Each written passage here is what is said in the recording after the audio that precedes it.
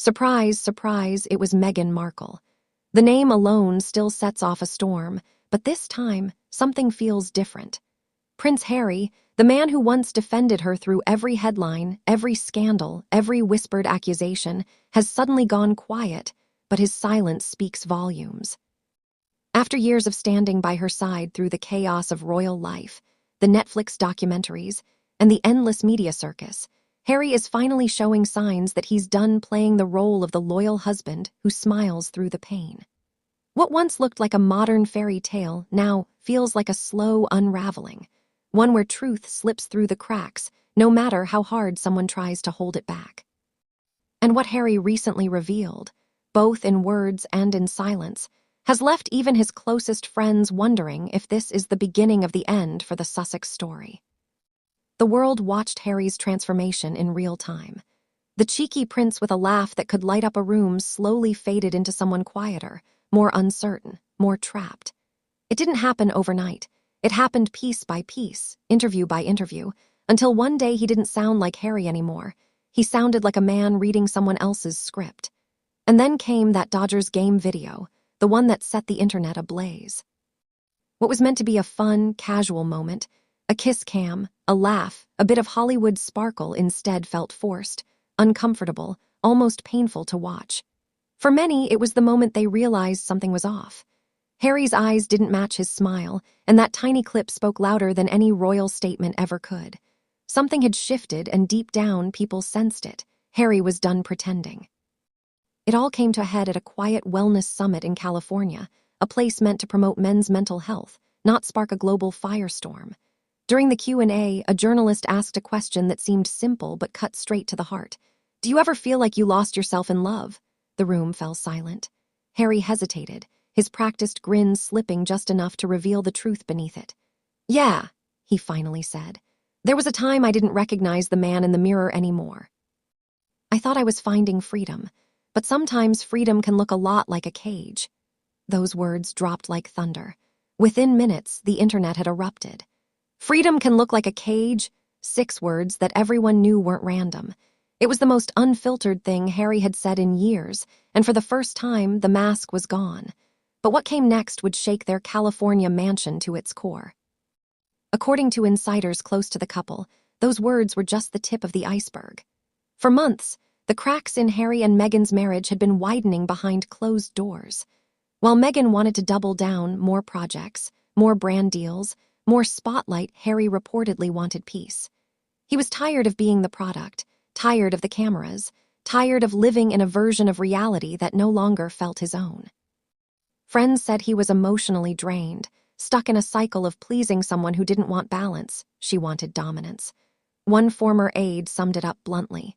"He's exhausted from being the mouthpiece, the symbol, the husband who always agrees." And in that exhaustion, a realization began to grow that maybe he hadn't been saving her all these years. Maybe he was the one who needed saving. The Dodgers kiss cam moment became a perfect symbol for their dynamic. When the camera zoomed in, Meghan leaned in with her signature confidence, ready to perform, while Harry looked caught off guard, unsure whether to play along or pull away. Meghan laughed it off, turning the tension into a joke, a perfect act of misdirection, one that social media quickly saw through. Commenters called it awkward, staged, even uncomfortable, and it was clear that no amount of laughter could hide the emotional distance between them. For the first time, the world saw the cracks that Harry had been trying so hard to hide. The moment that was meant to project unity instead exposed a fracture, and it was only a matter of time before the truth underneath it all broke through for good. If his first comment was a whisper, his next one was a roar cloaked in quietness. During a private chat after the wellness event, Harry told a small group, "Healing means telling the truth, even when it hurts people you love." Witnesses say the room went still, that the weight of those words hit everyone like a freight train. Within hours, tabloids had run with the quote, painting it as a cryptic confession, a veiled message to Meghan, a signal that the perfect image was crumbling. Insiders confirmed what the headlines hinted at. Harry wasn't just expressing emotion. He was breaking free, piece by piece, from the narrative that had defined him for years. And while the public analyzed every syllable back home, Meghan was reportedly preparing for war. When the clip went viral, Meghan's reaction was explosive.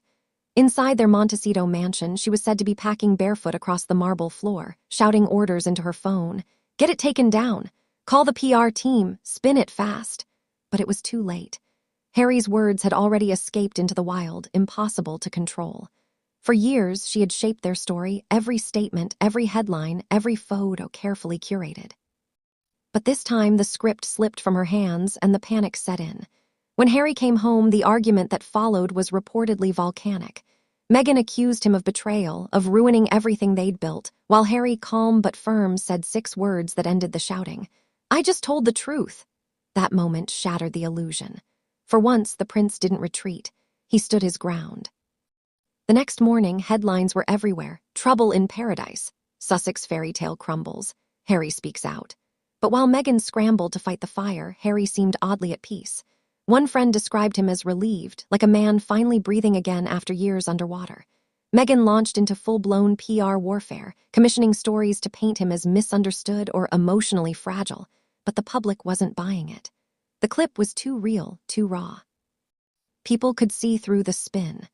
And while Meghan fought to protect her image, Harry quietly began to retreat from the Hollywood world they'd built together, shutting out the noise, and for the first time, listening to his own thoughts instead of her voice.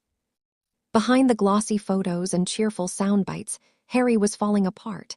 Friends said he spent hours sitting alone in the garden, staring at nothing, or nursing a drink in silence.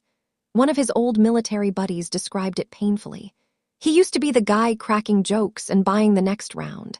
Now he just stares into his glass, like he's somewhere else entirely."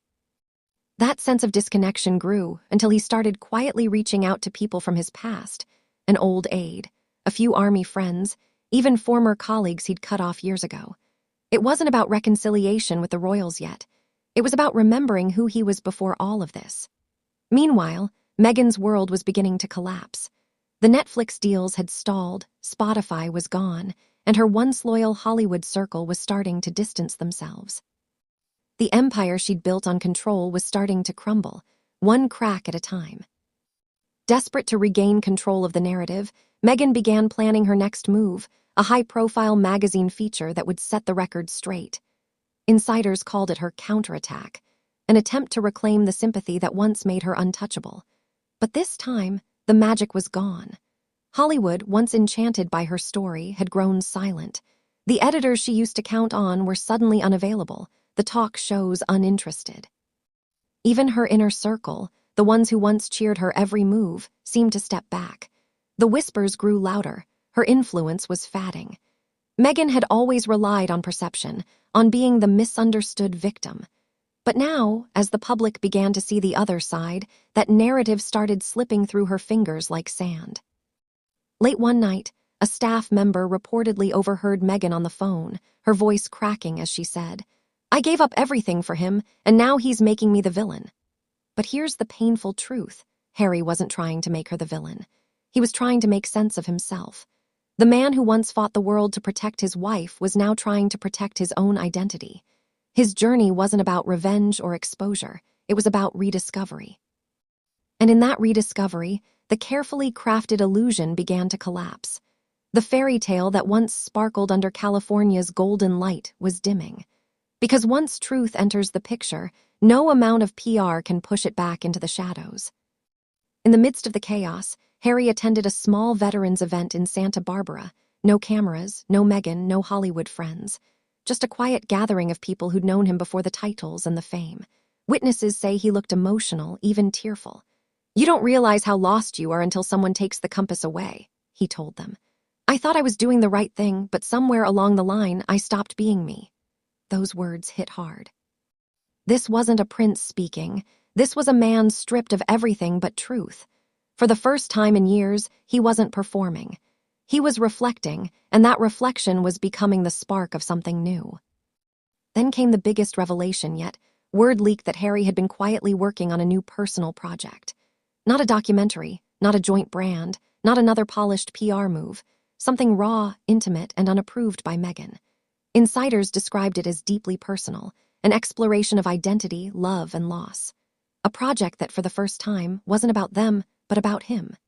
Meghan was reportedly furious, terrified that this new honesty would destroy everything she'd built. Because once Harry started telling his own story, her control over the narrative would vanish forever. One insider put it best. When a man starts writing his own truth, the illusion that bound him starts to break, and that's what Meghan fears most. And so here we are, the prince who sought freedom, now realizing that freedom came with invisible chains. The woman who built a brand around empowerment, now watching it unravel. What began as a love story wrapped in glamour and rebellion is now peeling away to reveal something far more human: pain, awakening, and truth. Harry's not just breaking free from a marriage or a monarchy. He's breaking free from a version of himself that no longer fits. And as he steps into this new chapter, the question lingers in every viewer's mind. Was it ever really freedom, or just another kind of cage?